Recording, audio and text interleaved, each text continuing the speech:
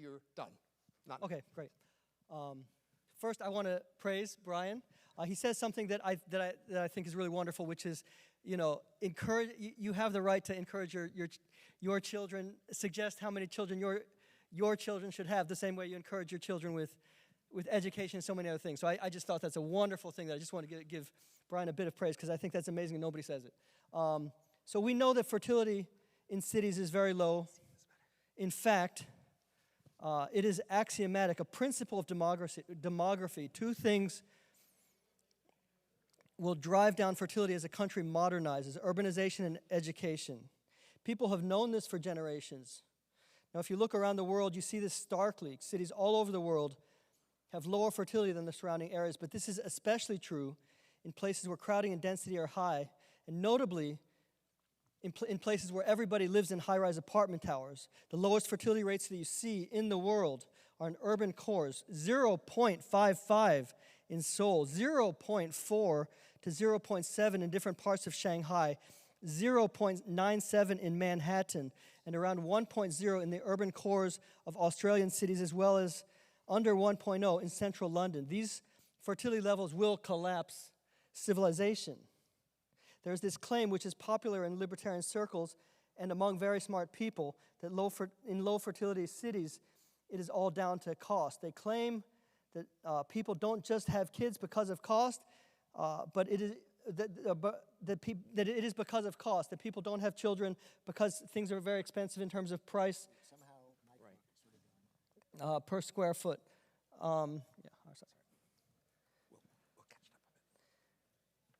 In this telling, if you just allow people to build without limit, and especially if you build vertically without limit, then price per square foot will come down, cities will become affordable, and fertility will recover.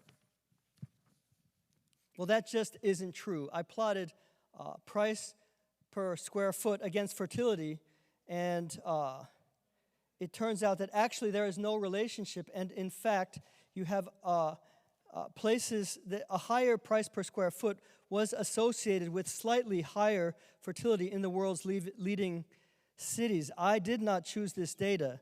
Now, I'm not saying that higher priced housing is good.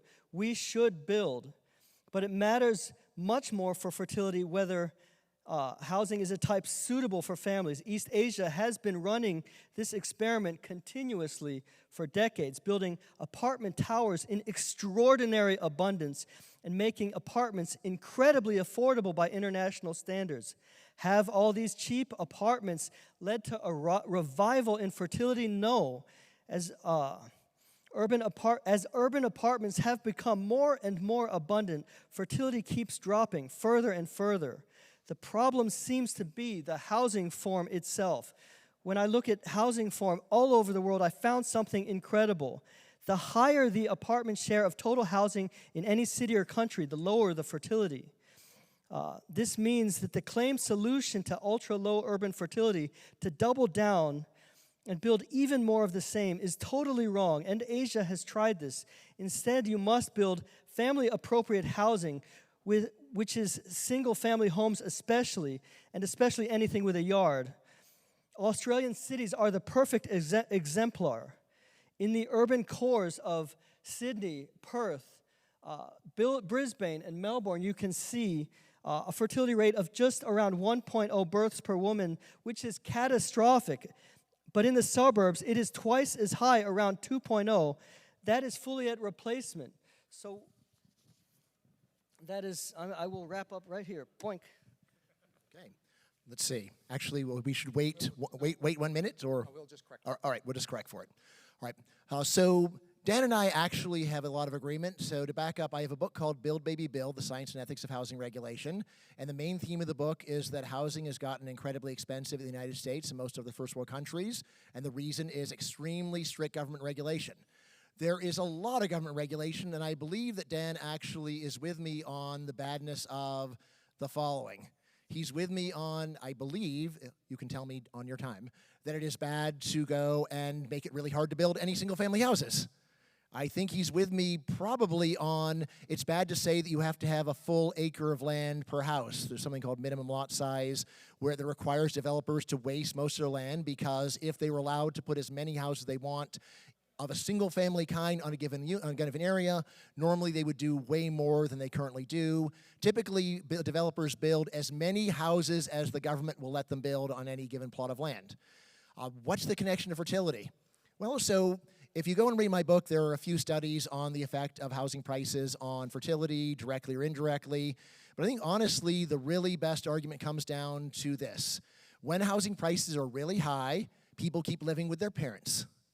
When people keep living with their parents, they are very unlikely to get married and are even less likely to actually have kids, even if they do get married. Therefore, if we could go and deregulate and get housing prices down, we could go and make a dent in this problem. I never say that housing is the big solution that will cause a dramatic change. I just say that raising fertility by housing deregulation is an important benefit.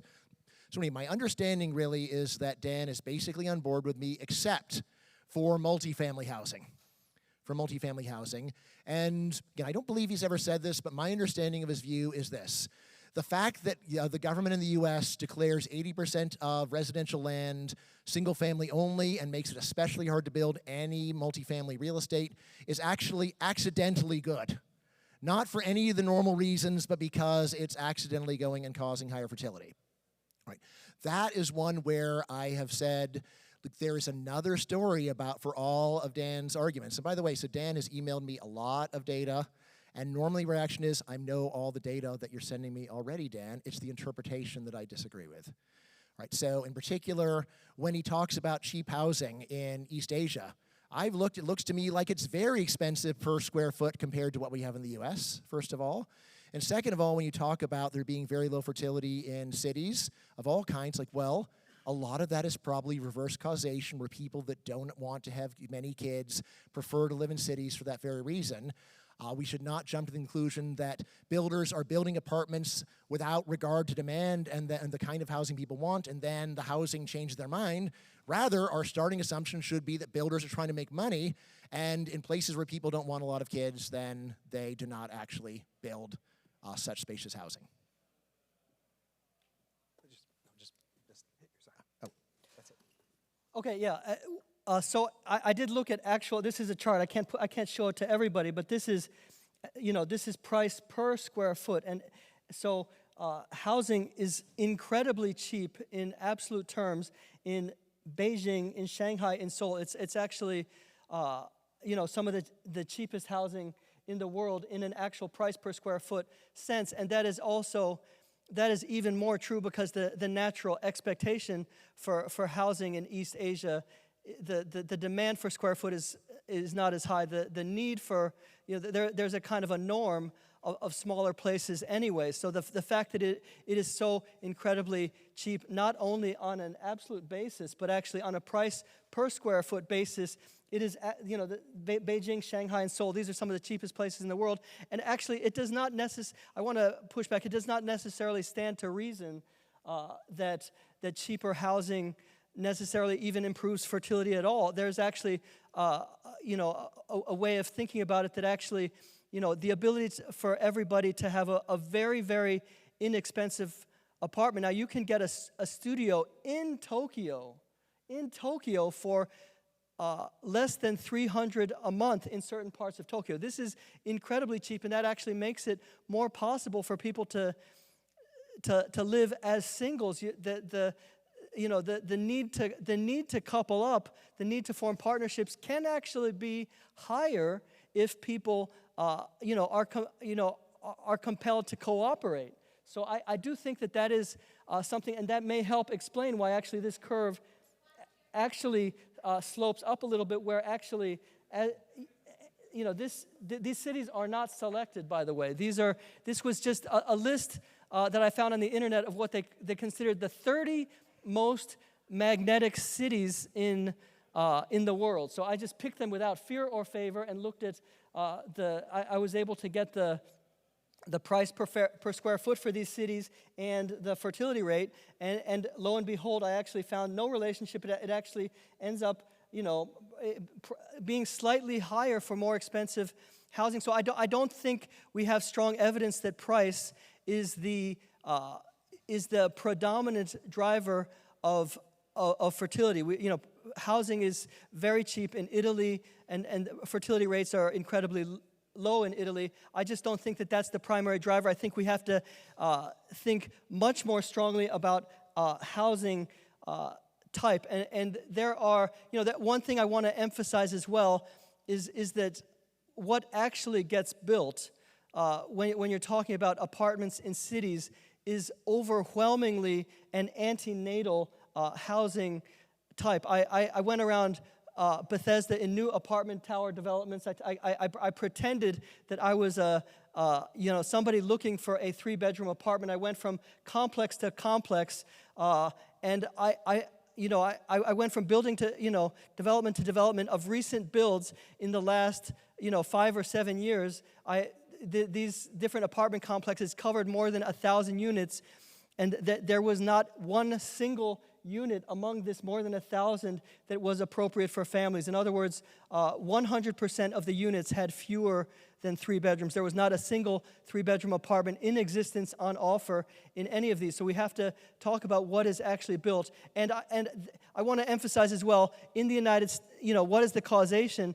In the United States, and most other parts of the developed world, there is an expectation as well that if you have just 2 children, a boy and a girl, and one or more parents, the expectation is that there will be 3 bedrooms, one each for opposite sex children, and one for the parents. And Child Protective Services literally will not look kindly on you if you don't follow that. So you have a de facto one-child policy in these cities, and that's a very hard causation. And another point that I want to make, there's this concept, that's just a selection effect.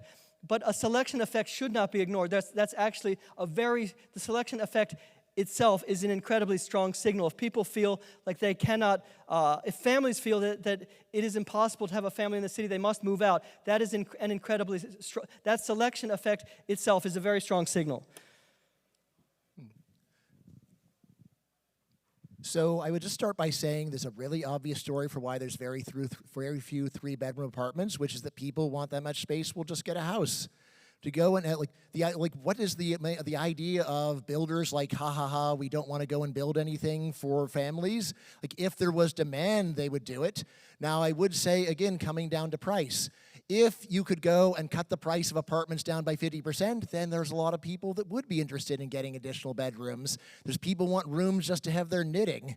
So it's one where, again, price, there's the idea that this is not crucial, and again, the idea that we'll just solve the problem of high prices by going and having people get married, and that's the way that they'll be able to come up with the price of the house. That can work if both people are working a lot. It, again, does not sound like a very family-friendly policy to say you need to have 2 high earners and able to afford a house. Now, other things to consider. There are what are called filtering effects in housing markets, where when one person moves into a place, they are making room for other people. So, for example, when you can go and build apartments, retirees may move out of single-family homes, making them available for families. That is a reasonable thing, really, to go and follow Dan's advice. It is, even if you are right, it is one of the costliest ways of going and getting fertility up to say we are going to inconvenience all of the following: young people who aren't ready to have kids yet, older people who are done with having kids and are now want to go and live an urban lifestyle. We're going to go and inconvenience everyone that would like to go and not have a long commute to their work. So I would say, even if you're right, it would make a lot more sense to focus on something else rather than just trying to strangle apartments. I am puzzled by that.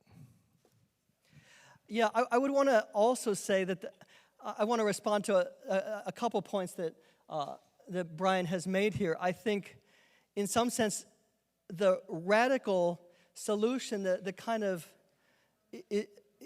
radical answer is actually coming from Bryan Caplan, if I may say that. The idea of abolishing all the existing zoning laws in America, that's a strong that's going strongly against the status quo. That's going against strongly what communities all over America have chosen. So, but I also, I don't think a raw libertarian perspective is the perspective of most people. The idea that there should be no rules, that's the idea that if person A and person B want to transact in fentanyl and they're both consenting adults, fine. No, I think we have a right to, and we do, make decisions and make, Borders is another example. The idea that there should be no rules about borders, that is not a position that most people have. Most people do agree that, that the law is a teacher and you can nudge people in a direction that is more in the direction that you need. But also, Lyman Stone did a very wonderful bit of research on what people's preferences are. And again, everybody can't see this, but overwhelmingly, what Americans say that they want is a detached single-family home.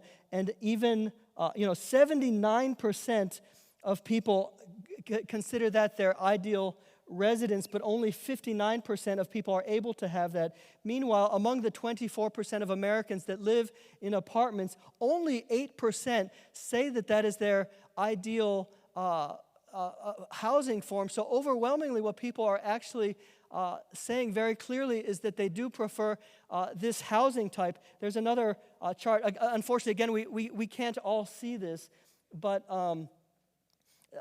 it turns out that fertility all over the world, and this is true within countries and within cities as well, is inversely proportional to the share of housing that is apartments. So this is a pretty steep negative curve. So that the higher the share of people that live in apartments in a place, the lower fertility is. And going from one extreme to the other, we are looking at a difference of 1.7 at the one extreme to around 1.0 at the other extreme, where everybody goes from overwhelmingly living in single-family homes or something that is not an apartment, I should say, to living in an apartment. That is one of the strongest factors that we have in all of demography. So especially you can't we don't have the ability to make a law to say everybody should be religious or everybody should get married. We don't have, but we can have. It is reasonable to have a say on housing. So that's. All right. So I go back to the point that almost all the evidence that Dan keeps presenting is something that I agreed with. I knew about it before I actually wrote the book. It's rather the question of interpretation. So you look at a diagram like this, and you see that fertility is a percentage of the population that is living in apartments. All right, well, so one interpretation is that builders go and build apartments without regard to, or build housing without regard to consumer demand. And the other one is that builders try to figure out what kinds of stuff do people want to live in, and they build it, if the government will allow them. I think that second interpretation is a lot more plausible than this first one. The idea that builders in South Korea are not aware, well, maybe some people would like to have the 3-bedroom apartments. I think it's rather they realize almost nobody there is willing to pay that much for it. And so it is very rare and makes sense. Again, like this one that Dan was giving us, showing that 24% live in an apartment, but only 8% considered ideal. Well, why are they doing something that isn't ideal? Why does anybody ever do anything that isn't ideal? Because it costs too much to get the ideal. What I'm saying is we should be thinking about ways to get costs down, and regulation is, according to almost everyone who's worked on this, the prime reason why housing is so expensive. I mean, if we go with Dan's idea of this is something where the community totally has a right to go and interfere, and we should respect that, then we really are stuck, because guess what? It's not just apartments that are heavily regulated. Single-family homes are also very heavily regulated. I mean, if Dan would even just say, I want to go and take a flamethrower to all the regulations against single-family homes and let's keep the stuff in apartments the same, then it's like, all right, I think we can at least work with that. And honestly, if there was one major category of housing regulation that I was allowed to get rid of and I had to choose, I would actually just say, let's get rid of minimum lot size. That means, yes.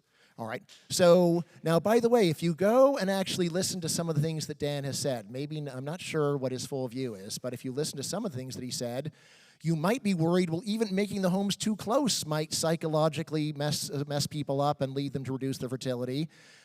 He does, let's see, so I think you cite papers that cite these rodent studies of if you crowd rodents together, they stop breeding. All right.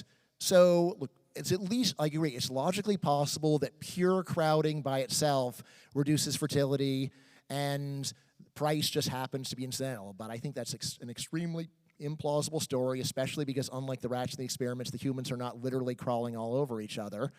And there's actually, I think, a plausible story that if you could just go and build single-family homes 5 feet apart, that makes raising a family much easier because your kids can walk to their friends' houses. Whereas when you have 1 acre zoning, you're lucky if there's a single kid of a kid's own age within walking distance, much less a kid that your kid actually likes. So I will stop there. Okay, great. So there is, as you can hear, there's actually a realm of a lot of commonality. So I want to really point that out.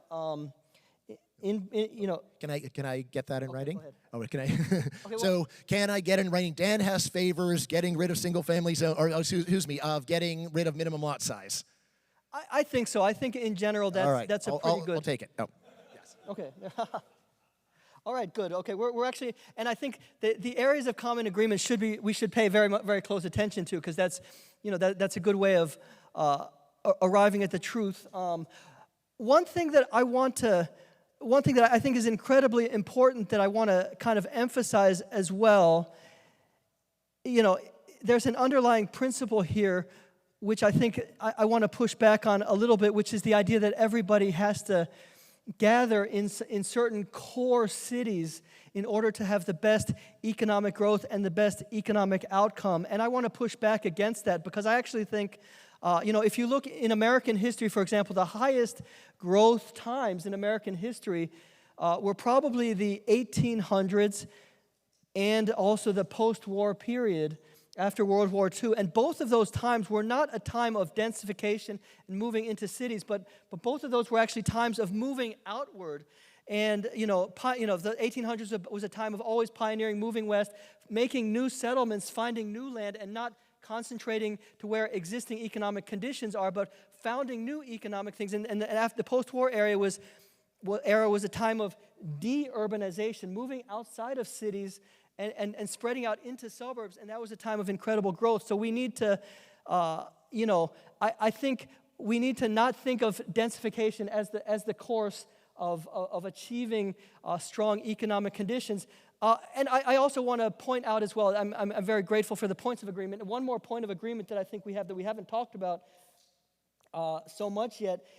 This is one that's incredibly important, and I think Bryan and I will agree very closely on this, which is getting rid of urban growth boundaries. And Portland is a core example of that. This is a point of strong agreement between Bryan and I am sure, which is getting rid of those urban growth boundaries, which are strangling cities, which are kind of, there's an anti-growth sentiment, that is driving those. Portland is a core example of that. One more point that I want to make as well is, federal land. There's a huge amount of federal land. Bryan and I do both strongly agree on this as well. That we don't need to take all that lock up all that federal land, but actually open that up to much more development as well. I also want to mention, as far as spreading out, I want to use the example of Elon Musk as well. That he was in California. He has a plant in Nevada. He has his AI facility in Tennessee. So he's actually seeding growth in new places. And this is,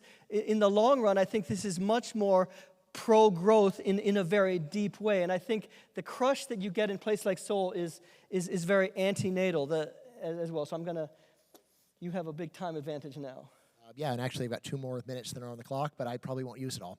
I'm thrilled to hear that we're on board with privatizing a bunch of federal land. You may have heard of the idea of charter cities. Anyone here been down to Prospera in Honduras? All right, excelente. All right, so we've got some friends down there who have a special deal with the Honduran government that they are exempt from Honduran civil law, although the Honduran government is trying to claw back their original deal. But they want to go and build a totally new city there with new and better rules. And if we could do that right here in the U.S. by building totally new cities on existing federal land, even state land is actually quite a large share of total U.S. land. And it's not just from Alaska either. If you take a look at the map, I've got a piece on the Reason website where I go over the maps. I actually forgot to put it in my book, and I was kicking myself. Let's see. So probably the main thing that I want to talk a bit more about is like housing in general. So since I do have a few minutes, I want to say, first of all, fertility is really important. However, there's something that psychologist Daniel Kahneman talks about, which is called focusing illusion. That nothing is as important as you think it is when you're thinking about it. It is easy when you're thinking about just one topic to think that's the only thing that matters. And actually, while there's nothing wrong with doing a diagram with just two axes on it, that's not the world, right? In the real world, there are many factors at work. If you try to put it on one sheet of paper, you wind up almost inevitably making it look like the one thing you're looking at is much more important than it really is. This is why social scientists use techniques like multiple regression, where you allow a horse race, where you allow multiple different factors to matter. The idea that if you just were to go and change zoning in Korea to require a lot more single-family homes, that would go and have a large effect on their fertility seems quite fanciful to me. It's much more about culture. And remember, so Korea's had a giant crash while the share of the population living in apartments has barely budged. There's other things that are at work. So to think that this is something where if we allow people to build apartments, this is going to be civilizationally collapsing is just totally exaggerating. That is hyperbole. And while it is reasonable to have fertility be one of the things you're thinking about with housing policy, there are a lot of other things like just basic standard of living. We have made the cost of housing to consumers about double the physical cost of production, averaging over the whole U.S. In more desirable areas, it's even worse. So this is something where we could really make a big difference there. Housing regulation has been really bad for equality because poorer people spend a larger share of their income on housing and also are more likely to rent. It's been bad for social mobility. If you read my book, Build, Baby, Build, I go over a lot of other things. I think on balance, the idea that housing deregulation is also good for fertility is true. Like I said, I do cite several pieces in the work, which are standard economics research pieces. But really, the strongest argument just comes down to if housing is expensive, you are going to keep living with your parents. That is the normal reaction to really expensive housing around the world. And if you are living with your parents, you are unlikely to get married. And if you're unlikely to get married, you are unlikely to have kids. I think if you just snap those pieces together, the case for deregulating housing so that housing is cheaper makes a whole lot of sense. And then I will add, to repeat, that the idea that apartments are the one thing that we shouldn't deregulate. It's like, honestly, of course, if I could we deregulate everything except apartments, I would take it because that's way more than I think we're going to get. But I would still keep pushing and say no. The idea that apartments are actually causing low fertility is probably mistaken. Not only is there the direct point about reverse causation, and the reason why people live in apartments is because they can't afford to get a lot of space. Right? Again, like if apartments cost 10% of what they cost, a lot of regular people would do the classic billionaire thing of get a whole floor of an apartment building. Like, Dan, I'll let this go on my clock. Like, do you really think that if you could afford a whole floor of the Empire State Building, that would reduce your fertility? You don't even.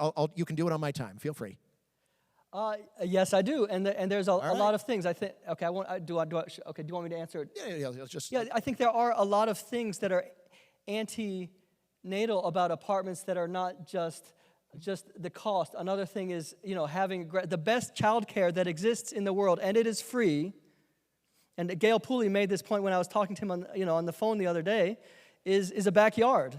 A backyard is free childcare. So that's another point. Bothering the neighbors is another point. I think bothering the neighbors is a huge one in East Asia because East Asia is such a high politeness society. But one more point that I want. Okay, I'll give you. I don't want to take all your time here. So I think we're about out of our scheduled time, but we were going to do another 15 minutes of Q&A. So I'm sure you can fit whatever points you had into the Q&A questions. So Well, and the other thing is, if we can't resolve this, we have agreed, and Bryan has been so gracious to agree to do WWE style. We're going to take it to the mat and settle things mano a mano.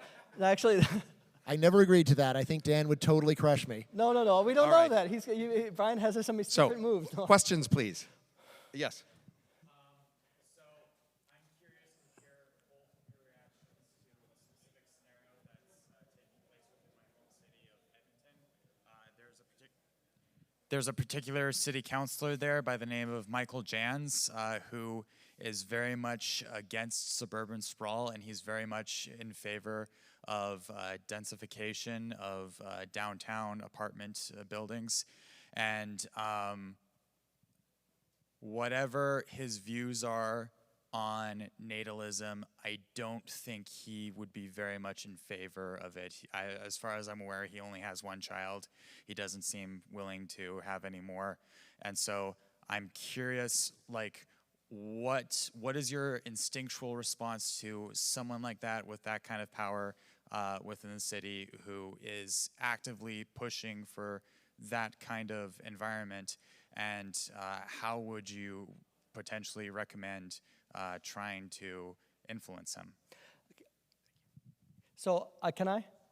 Why not? So yeah, I think there is a whole lot of overlap between the urban density folks and the degrowthers, and I think that should kind of set off alarm bells, to be honest. And also I want to point out the case of Canada specifically is astoundingly stupid in my opinion. Somehow they call it what do they call it? The Queen's Land, where almost all of Canada is owned by the government, and so they have this intense densification. They've been building like crazy, but they have been building these tiny these tiny apartments and skyscrapers, and their fertility keeps plummeting. And I think that's that should signal a warning. Canada has such an abundance of land, but to your point, they're not letting anybody build on that land, and that's a point of very strong agreement actually between Bryan and I. Yeah, I mean, your literal question is how do you persuade a person like that? And gee, if you know, I mean, like a person like that is going to be extremely stubborn. I mean, what I would say in a debate is, all right, look, why are you trying to go and stop people from building other stuff? What's so bad about it? There is a standard list of complaints, and then I'd say, look, here is probably the best way of resolving all of this quickly, which is remember, actions speak louder than words. If you see that someone says, well, it's really terrible to go and live here because we got parking and traffic and noise problems, it's all right, I know a way to solve those problems. Move to the middle of nowhere, and then they all go away. But you don't want to do that. In fact, you would save money and you would solve all those problems. Why is it that you want to live around other people? You want to live around other people because there are a bunch of benefits of living around other people too. And most people prefer the package of the good stuff from being around other people and the bad stuff of being around other people to having the package of none of the good stuff and none of the bad stuff. I mean, even suburbs, which you might think of, well, that's low-density living, that's way denser than what you could do. You could be truly out in the country on a farm with no one around. And, yeah, you might say that's good, cheap babysitting provided by just the animals and the great outdoors. But, I think being around other kids would probably be better.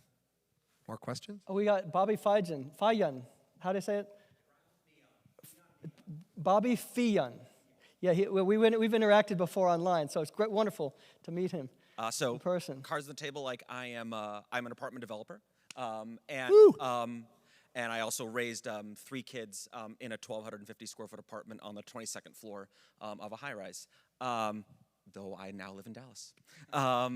So I'd say I think the one thing which I guess I'll state, and then I'd love to hear your reactions to it, is I think the connection between urban and suburban in the United States is a lot to do with education, right? And I'd say the quality of public schools. We know quite a few people who live downtown who can afford the housing costs, and yet the housing costs. So I'd say the Upper West Side is a beautiful neighborhood in terms of the number of playgrounds and things like that. But if you cannot afford to live in the specific catchment, then you just move to North Jersey or Long Island or things like that. So I guess I would say, like, I don't know how you think how that cost sort of thing of education within the house.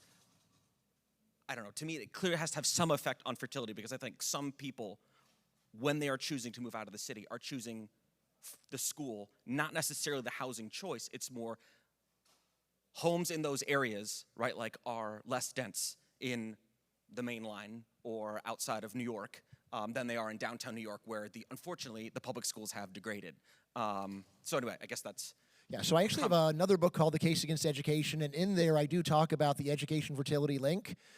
There is an idea that a lot of what education is doing is it's basically an implicit baby bonus, and the government will go and pay for your kid to get a school or at least daycare. During COVID, you might have noticed the daycare went away too. The education was always kind of lacking. But here is the interesting fact, which is that if you zoom out, one of the best predictors of low fertility is high education. And internationally, it seems to be true. And there's a lot of stories about this, but my favorite is the very simplest, and it just says that we have a norm that you must finish all your schooling before you can start having kids. And so if people are getting 2 PhDs, this means that you are delaying having kids well into your 30s. So, I mean, I think that actually, on balance, education is antenatal.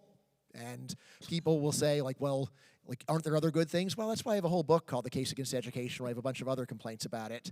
And I say, look, like, it is not really true that most education is preparing people for work in a modern high-tech society. Rather, it's mostly irrelevant stuff that you never need to know, and that schooling is mostly a passport to the real training that happens on the job. So that's, and really the main thing that we've done with expanding education has caused a lot of credential inflation, where you need to go and get a bunch of degrees to get the same job your parents or grandparents got. But anyway, so there definitely is a connection here. It's true that partly what people are choosing with housing is their school district as well. Upper West Side, probably a lot of people are doing private school on top of that full cost. So, I mean, I would say it doesn't generalize that well, because it is such a weird place, but. May I introduce the moderator's question? Yes. We can think about the efforts to gain education as a hindrance to fertility as similar to the efforts to be cool living in the middle of a big city as also, in conflict with fertility. That is, in general, all the status markers we pursue that come at the expense of fertility are antenatal. So the correlations you're seeing about living in the center of cities are seeing people who are choosing to get that status and winning at it, but that's going to cost their fertility because, in fact, living in the center of cities isn't as convenient for fertility. So we can just understand urban density and education and many other things as antenatal, not because of maybe particular regulations or something, but just by the fact that we have status markers that take effort to achieve, and that effort comes at the expense of fertility. So, being the cool people who go to all the parties in the middle of the city and all the cool events, that's a thing people like, but hey, that comes at the expense of fertility. Having a very prestigious job, having a prestigious education, they all come at the expense of fertility, and therefore that's why they're all antenatal. Yeah, I want to chime in on that point, which is this is something I call the Japanese depopulation conveyor belt, and everybody can't see this, but I put it out on my Twitter. But what it essentially, there is. I was in Japan actually with my family, with my wife, and with 6 children in September of 2023, and that was quite a wonderful, quite a remarkable experience, and it was kind of depressing to me. One thing about Japan is that the lowest fertility place in all of Japan is Tokyo, with a fertility under 1.0. Every other place in Japan is higher than that, but including some places that are in Okinawa, it's almost at replacement. Maybe not quite now, but everybody is moving out of all the other places in Japan to Tokyo. So Tokyo is actually growing as they build infinite high-rise apartment towers, and all the young people are sucked into Tokyo. It's very appealing, but they will go on to have far fewer children than they would if they lived in where their ancestors, where their family, if they spread out across Japan. So every single other jurisdiction in Japan has higher fertility than there, but they're all going to the lowest fertility place. And I think we need to recognize that and push back on that. And another thing I wanted to, mention about the concept of choice is that the people who do not have a choice are future generations. And if the housing stock that we have is overwhelmingly not great for families, the young people in the future are going to be confronted with trying to have larger families. And if the housing stock that exists in the future is overwhelmingly of a type that's not very suitable for families, as it is becoming more and more and more every year in Japan, that's going to be a big problem. And I think we do need to push back against that and favor single-family homes, which, frankly, all over the world. But, so that's my strong belief that we should push in the direction of a housing type that is much more pronatal. And that does matter a lot. And I will end that comment there. Right. So there is actually one very big status marker that almost everybody cares about where Robin is incorrect, and that's income. Right? You might say, no, rich people have fewer kids. Like, that is if you just do it with two variables.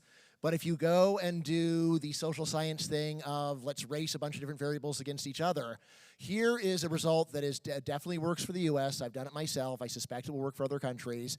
And that is if you just go and try to predict fertility using two things, years of education and income, what you see actually is that education is even worse than it seems for fertility. And income is actually a positive. What does this mean in plain English? It means that according to the data, the most fertile people are high-income, low-education people, like plumbers. All right, and on the other end, who are the lowest fertility people? High education, low income, like a philosophy PhD driving an Uber. All right, so this is directly on Robin's point of actually, like, economic growth by itself is a good thing, and really what we need to do is absorb the lesson of the case against education and realize that education is not the actual key ingredient to a modern, wealthy future. It is actually greatly holding us back because most of what they teach you in school has nothing to do with what you actually need to know in real life. Can I end with a point of agreement with Bryan right here? Totally. So I will. He's making a wonderful point, and I like when we can find points of strong agreement because that's probably where very significant truth lies, actually. And this point about education, yes, if the faster you can make education, if there's a way for young people to speed run education, if you can shorten credentialing, if people can do tests to prove their worth when they're a brilliant 18-year-old rather than when they're a PhD having 35-year-old, you have done an incredible thing for fertility. So that is an incredible point. So people on the right... Sorry, I'm seeing we're supposed to wrap up. Can we do one more question or zero? So people on the right are often accused of admiring billionaires, but apparently people on the right who want to promote fertility maybe should. Anyway, last question.